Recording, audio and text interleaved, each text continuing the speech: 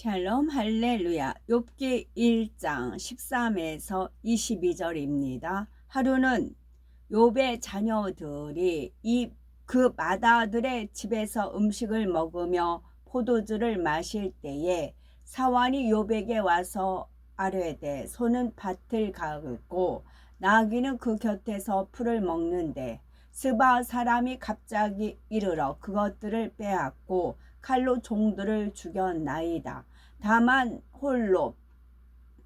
홀로 피하였으므로 주인께 아뢰러 왔나이다.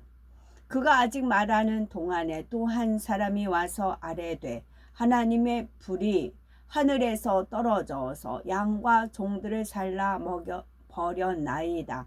나만 홀로 피하였으므로 주인께 아뢰러 왔나이다.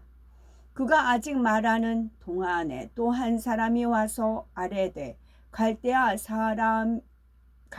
사람이 새 무리를 지어 갑자기 낙타에게 달려들어 그것을 빼앗으며 칼로 종들을 죽였나이다. 나만 홀로 피하였으므로 주인께 아뢰러 왔나이다. 그가 아직 말하는 동안에 또 한 사람이 와서 아뢰되 주인의 자녀들이 그들의 맏아들의 집에서 음식을 먹으며 포도주를 마시는데 거친 들에서 큰 바람이 와서 집 내 모퉁이를 치매 그 청년들 위에 무너짐으로 그들이 죽었나이다. 나만 홀로 피하였으므로 주인께 아뢰러 왔나이다 한지라. 욥이 일어나 겉옷을 찢고 머리털로 밀고 땅에 엎드려 예배하며 아뢰되 내가 모태에서 알몸으로 나왔사온즉 또한 알몸이 그리로 돌아가올지라. 주시니도 여호와이시오 거두시니도 여호와이시오니 여호와의 이름이 찬송을 받으실지니이다 하고 이 모든 일에 욥이 범죄하지 아니하고 하나님을 향하여 원망하지 아니하니라. 아멘. 욥의 강의 세 번째, 욥의 1차 시험입니다. 하나님께서 사단의 송사를 허락하심으로 욥에게 본격적으로 시험이 옵니다. 사단은 욥이 축복받았기에 하나님을 경외하는 것이니 욥의 소유물을 거두어 시험하도록 요청합니다. 이에 하나님께서는 사단에게 내가 그의 소유물을 다 네 손에 붙이노라 하시며 욥의 소유물 전부를 사단에게 붙이셨지요. 그러나 오직 그의 몸에는 네 손을 대지 말지니라 말씀하셨지요. 그리하여 본격적으로 사단의 시험이 시작이 됩니다. 첫 번째, 욥의 1차 시험. 어느 날 욥의 큰 아들의 집에서 잔치가 베풀어졌지요. 욥의 자녀들이 그 집에서 음식을 먹고 마실 때에 종이 와서 욥에게 고합니다. 스바 사람이 갑자기 와서 소와 나귀를 빼앗고 일을 하던 하인들도 죽였다는 것입니다. 이 소식을 전하는 종의 말이 끝나기도 전에 또 다른 종이 달려와 비보를 전합니다. 이번에는 하나님의 불이 하늘에서 내려와서 양과 종을 살라 버렸다는 것이었지요. 욥의 이러한 재앙은 오늘날 열심히 돈을 벌어서 큰 집과 공장을 지었으나 불이 나서 하루아침에 다 타버리거나 태풍이나 지진, 홍수 등 천재지변으로 농작물이 크게 피해를 받는 것에 비유할 수가 있습니다. 이런 자연재해도 하나님의 주권하에 있습니다. 물론 하나님께서 태풍이나 불을 보내신 것은 아닙니다. 사람들이 자연을 파괴했고 공의를 어겼기 때문에 그만한 재앙이 오는 것이지요. 천재지변은 누구에게나 똑같이 피해를 주는 것이 아닌가 할 수 있겠지만 하나님을 잘 믿는 사람은 지킴받을 수가 있습니다. 예를 들어서 농업에 종사하는 분들의 경우 성령께서 미리 마음을 주관해 주셔서 가뭄이나 태풍의 영향을 받지 않는 농작물을 심어서 손해를 입지 않을 수가 있는 것이지요. 이어서 욥에게 세 번째 재앙이 찾아옵니다. 이번에는 한 종이 재앙에서 지킴받아서 소식을 전하러 왔지요. 갈대아 사람이 새 떼를 지어 갑자기 약대에게 달려들어 그것을 빼앗으며 칼로 종을 죽였다는 것이었습니다. 여기서 새 떼를 지었다는 것은 사단이 계획적으로 역사한 것임을 말해줍니다.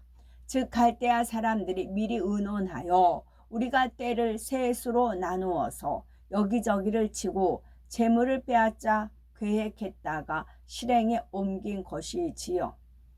오늘날로 비유하며 주변에 자라는 사람들이나 하나님을 믿지 않는 세상 사람들에 의해 계획적으로 사기를 당해서 재산을 빼앗기는 경우입니다. 세 번째 재앙의 소식을 전하는 종의 말이 끝나기도 전에 또 한 사람이 와서 욥에게 고합니다.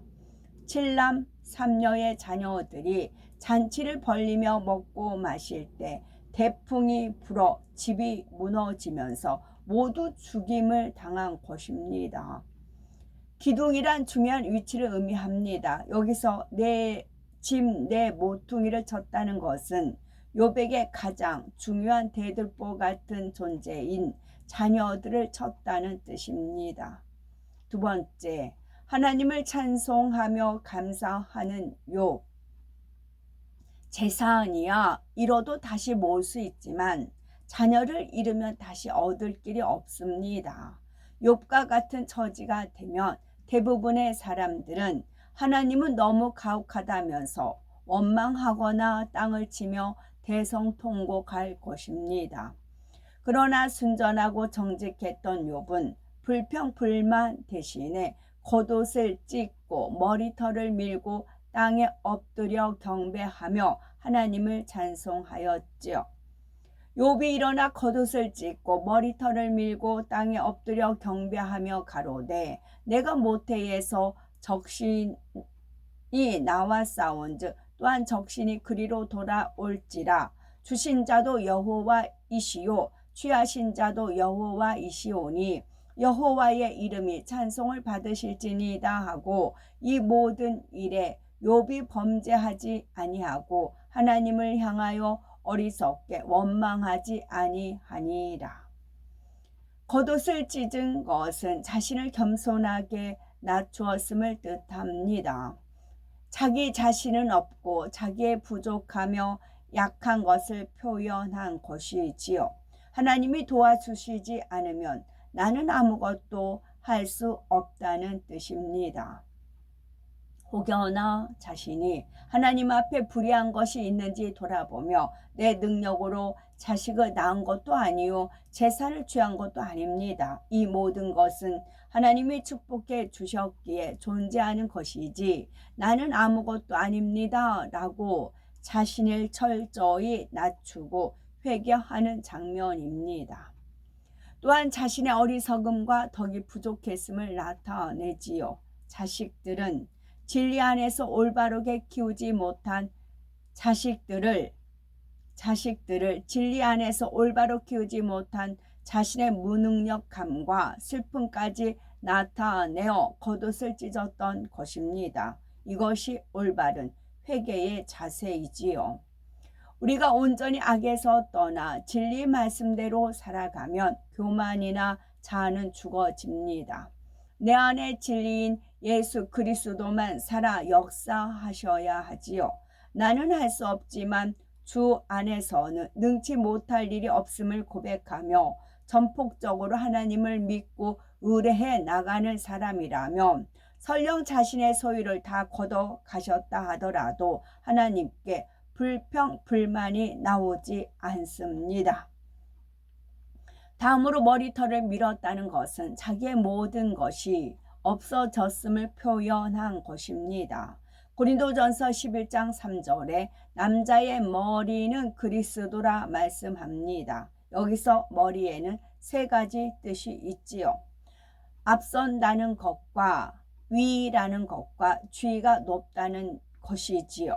이처럼 남자에게 머리털은 참으로 중요합니다. 그런데 욥은 자신의 머리털을 밈으로써 내 모든 걸 다 잃었습니다. 이 모든 것은 하나님이 주셨으며 하나님이 도로 거둬 가셨으니 나는 남은 것이 없습니다 하는 마음을 표현한 것입니다.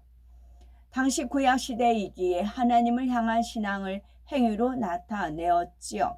욥은 머리털을 밀고 땅에 엎드려 경배하면서 하나님에 대한 자신의 순전함을 굳게 지키고 있는 것입니다. 이로써 하나님께서 소유물의 축복을 주셨기 때문에 욥이 악에서 떠나 하나님을 경외했다는 사단의 송사는 옳지 않았음이 증명되었습니다. 욥은 전 재산과 자녀들까지 다 잃고 난 후에도 여전히 하나님을 경외하고 감사하며 경배했으니 하나님께서 사단에게 욥의 순전하고 정직함이 진실되지 않느냐라고 말씀하실 수 있는 것입니다. 세 번째, 욥의 오해. 여기서 우리가 놓치지 말아야 할 것이 있습니다. 주신 자도 여호와시요 취하신 자도 여호와라는 욥의 고백 속에는 주시는 것도 거두시는 것도 하나님 말씀, 하나님 마음대로 하실 수 있다라는 의미가 담겨 있다는 점입니다. 즉 욥은 마음 중심에서 하나님께서 주신데도 이유가 있고 거두어 가시는데도 이유가 있다라는 하나님의 선하신 뜻을 깨달아서 한 고백이 아니라 하나님은 절대적인 주권자로서 자기 마음대로 주실 수도 있고 가져가실 수도 있다고 오해하고 있는 것입니다. 하나님께서는 마음대로 주권을 행사하실 수 있는 두려움의 하나님이라는 오해가 담긴 고백이지요.